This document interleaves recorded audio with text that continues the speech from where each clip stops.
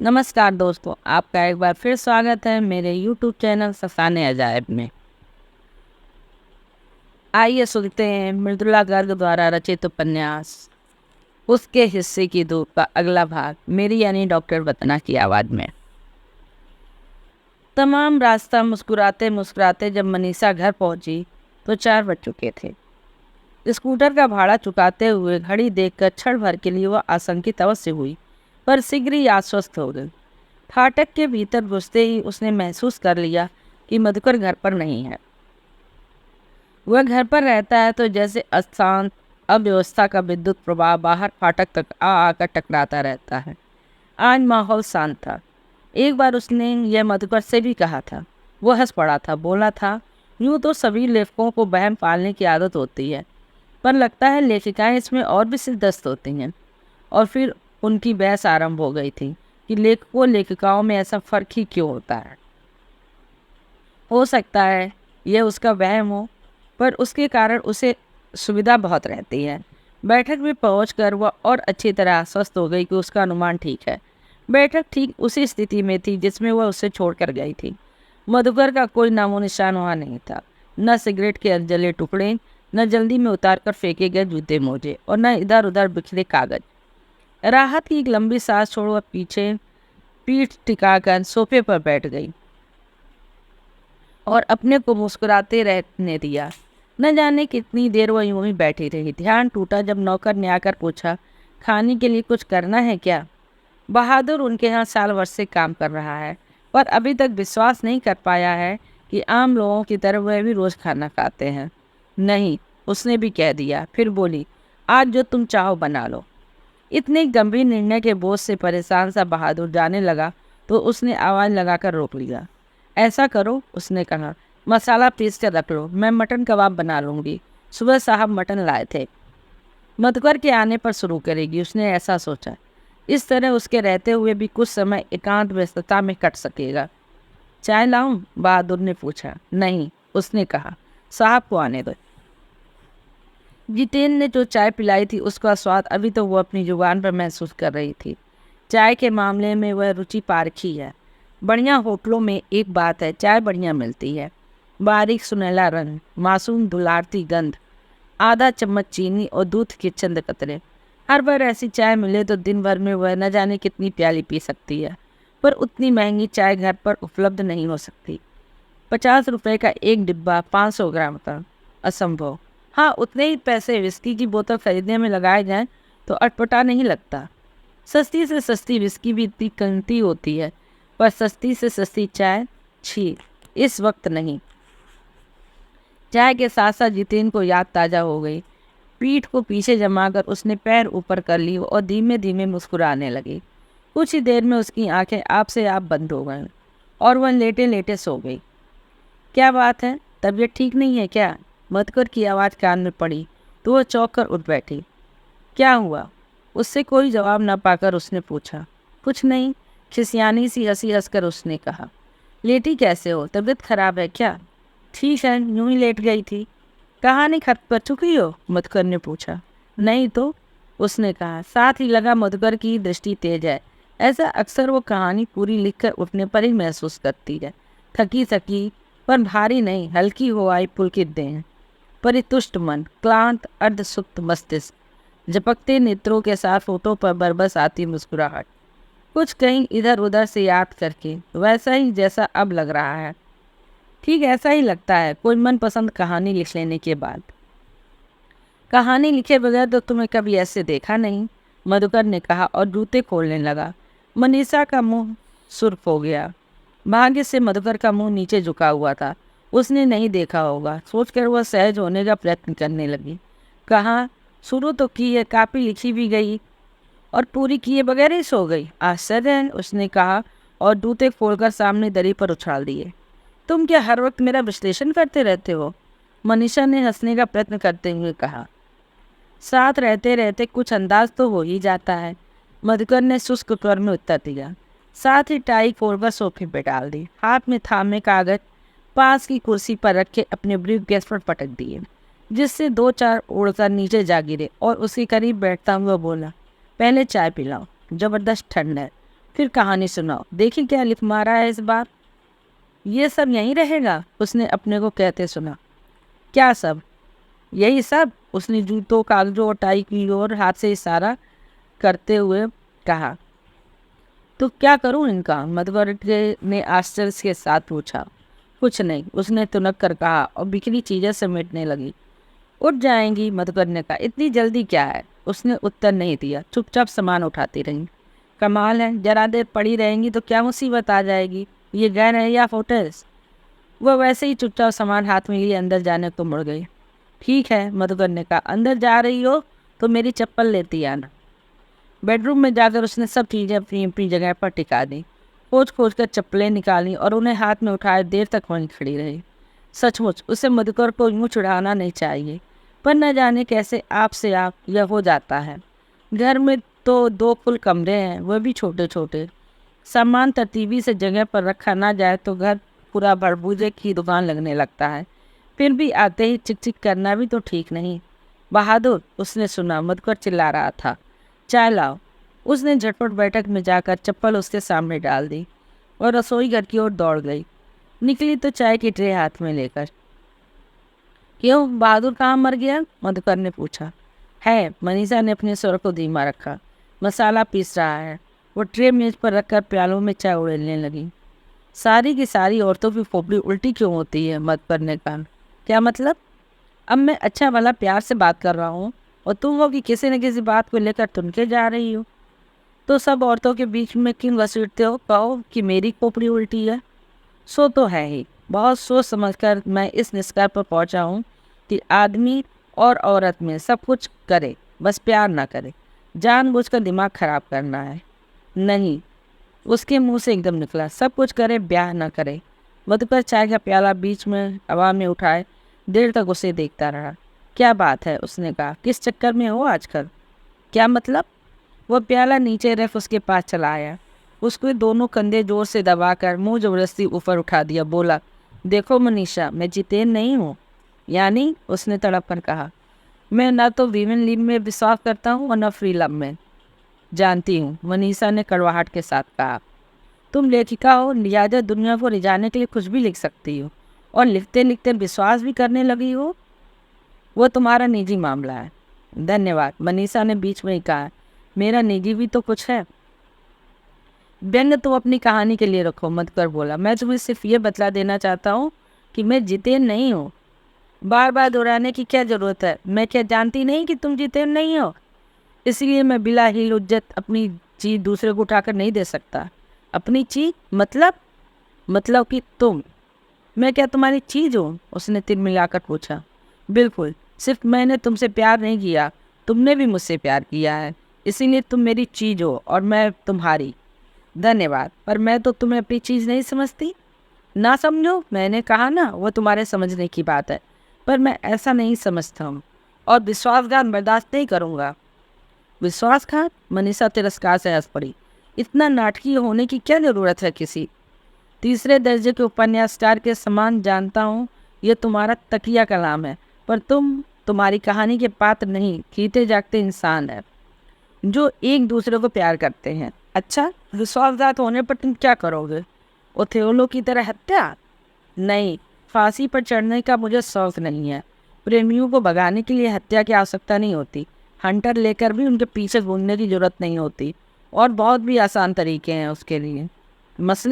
मसलन सब प्रेमी बदनामी से बेहद डरते हैं। खुल्लम खुल्ला बदनामी करने से दुख दबाकर भाग खड़े होते हैं। ओ, मनीषा ने कहा। यानी यह डर तुम्हें दिखाया जाता तो तुम भी भाग खड़े हुए होते? नहीं, मेरा इरादा तुमसे विवाह करने का था, 2-4 दिन रोमांस लड़ाने का नहीं। और जितेन, मुझे क्या डर दिखाता? वो आदमी प्यार करता ही कब था तुमसे? करना जानता ही कहाँ था? बार बार जितेन को बीच में क्यों घसीटते हो? बहुत दर्द हो रहा है उसके लिए? हाँ, तुमसे कहीं बेहतर आदमी था वो। होगा, मधुकर ने उसी मुँह चिढ़ाती लापरवाही के साथ कहा। बेहतर तो तुमसे भी था। उससे मतलब? सवाल इस वक्त मेरा और तुम्हारा है। मैं तुमसे कह रहा हूँ कि अपने प्रयोग तुम अपनी कहानियों तक सीमित रखो। मैं तुम्हें प्यार करता हूँ, समझी? मधुकर का स्वर जितना उग्र था, उसके चेहरे पर उसके अनुकूल परेशानी नहीं थी। मनीषा को लगा इतना सब कहने के बावजूद मधुकर काफ़ी हद तक आश्वस्त है कि वह उसी को प्यार करती है। उसे छोड़ किसी और के पीछे भागना अधिक से अधिक बचपना हो सकता है, और कुछ नहीं। लगा वो अपने लिखे किसी नाटक में भूमिका भर निभा रही है। इस दृश्य को मंचित करते उसे जिस संतोष का अनुभव हो रहा है, वही उसे आगे के संवाद सुधारता जा रहा है। मनीषा के दिए तिक्त उत्तर उसकी अदाकारी में चार चांद लगा रहे हैं। मधुकर के मुंह से ऐसे संवाद सुनकर कभी मनीषा भी इसी प्रकार के संतोष का अनुभव करती थी। उसने अपने को टटोल कर देखा। क्या अब भी वो वैसा ही महसूस कर रही है? नहीं। इस समय यदि वह उसके आरोपों पर क्रुद्ध न होकर शांत रहे तो उसे मधुकर उस बच्चे के समान लगेगा जो साथी द्वारा अपना लट्टू उठा लिए जाने पर उसे कुछ न कहकर माँ का पल्लू पकड़कर रो रो कर तमाम घर सिर पर उठा लेता है। आश्चर्य है, उसने सोचा, कभी मैं इसी बचकाने स्वामित्व तो भरे प्रेम के लिए तरसती थी।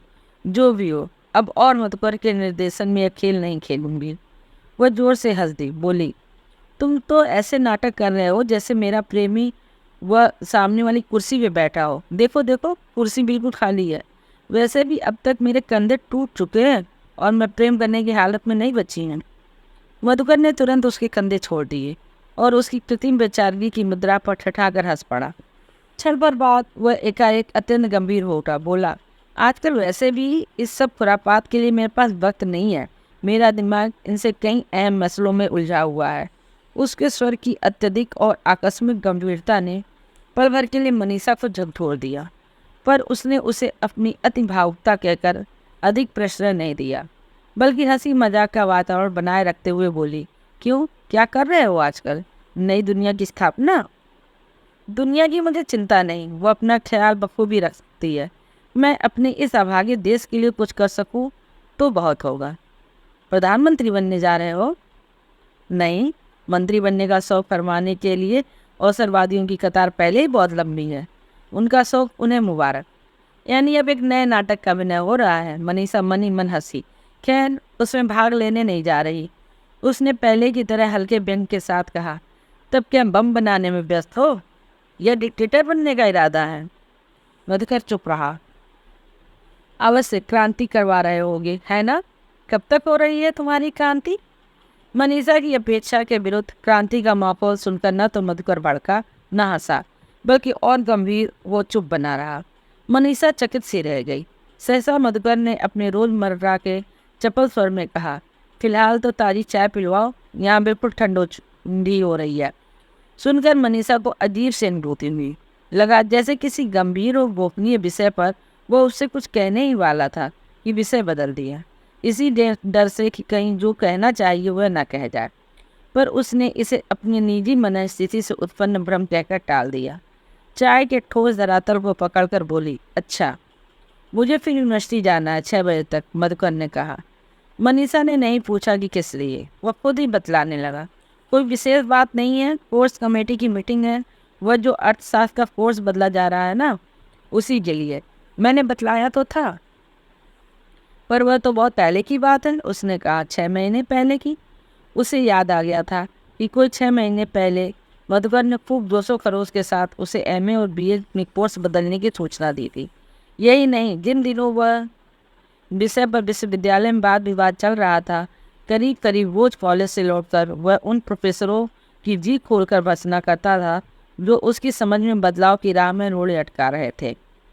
सब गैर पागल इंसान जानते हैं कि कोर्स बदला जाना चाहिए। प्रथम वर्ष के छात्र तक को इसमें सख्त शिकायत नहीं है, इसलिए ज़रूरी है कि हमारे प्रौढ़ बुद्धिजीवी प्रोफेसर इसका प्रतिवाद न करें।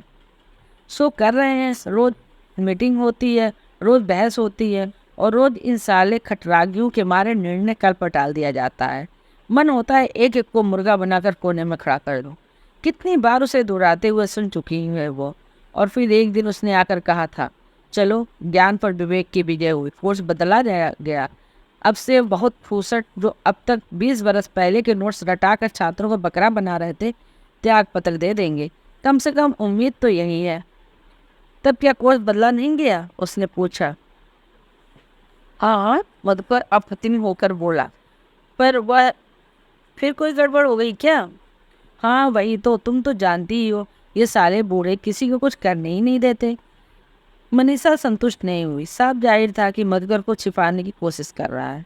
उसके लिए यह इतनी अनहोनी बात थी कि वह किसी अज्ञात पर निकटवर्ती दुर्घटना की संभावना से आशंकित हो उठी, और कोई दिन होता तो वह इस मसले को यहीं समाप्त न होने देती, अपनी ओर से और पूछताछ करती। उसे विश्वास था कि 2-4 बार सवाल करते ही मधुकर सब कुछ कह जाएगा, पर आज वह एकांत चाह रही थी, एकांत, शांति और मौन। आज उसका मन मधुकर की क्रांतिकारी खामख्यालियों में उलझकर भटकने से इनकार कर रहा था। यह मेरा मानसिक तनाव है जो मुझसे तरह तरह की बेबुनियाद कल्पनाएं करवा रहा है। उसने अपने को समझा लिया। कोई खास बात होगी तो मधुकर स्वयं बतला देगा, अभी नहीं तो कॉलेज से लौटकर। आखिर यह मधुकर है, जितेन नहीं, जो बड़ी से बड़ी दुर्घटना को चुपचाप पी लेगा। खाना तो घर पर ही खाओगे ना? उसने विषय परिवर्तन करते हुए कहा। हाँ, क्या बना रही हो? मधुकर ने अतिरिक्त उल्लास के साथ पूछा। मटन कबाब। वाह, उसने उसी स्वर में कहा। किसका जन्मदिन है, मेरा या तुम्हारा? किसी का नहीं, मनीषा ने कहा, और तभी उसे याद आ गया कि आज 18 दिसंबर है, यानी जितेन का जन्मदिन। वह चुपके से मुस्कुरा दी। तुम्हारा है क्या? उसे मुस्कुराते देख मधुकर ने पूछा। नहीं नहीं, मैं तो इसलिए हंस रही हूँ कि तुम सोचते हो बगैर जन्मदिन हम कबाब भी नहीं खा सकते। यूँ कहो, जिस दिन कबाब खाने को मिले उसे ही अपना जन्मदिन समझ लेते हैं। कब तक आओगे? मनीषा ने रसोई घर की तरफ जाते हुए पूछा। कह नहीं सकता, जब आ जाओगे तभी बोलूँगी। हाँ हाँ, नहीं सुनो, आज रहने दो, हो सकता है देर हो जाए, कल कर लेना। अच्छा, कहकर मनीषा चाय का पानी चढ़ाने लगी। मधुकर शायद हाथ मुंह धोने चला गया होगा, क्योंकि बात करने वह उसके पीछे रसोई घर में नहीं आया। उस रात मधुकर काफ़ी देर से लौटा होगा, क्योंकि मनीषा को उसके आने का पता नहीं चला।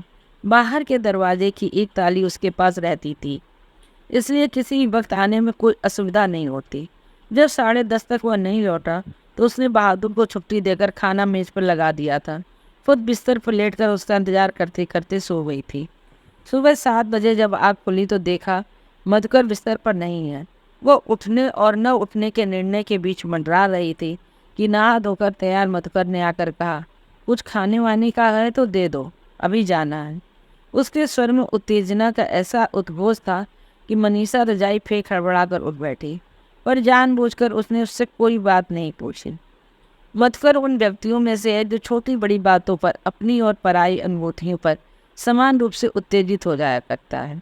उनकी उत्तेजना पर अपनी प्रतिक्रिया स्थगित रखी जा सकती है, विशेष हानि की संभावना नहीं होती। उसने रसोई घर में जाकर झटपट नाश्ते की तैयारी कर दी और मधुकर भी उतनी ही तत्परता से 2-4 कौर मुंह में डालकर घर से निकल गया। उसका जल्दी चले जाना मनीषा को लगा एक प्रकार का सुखद संयोग। अब वह आराम से जितेन से अपनी आज की होने वाली भेंट के बारे में सोच सकती थी।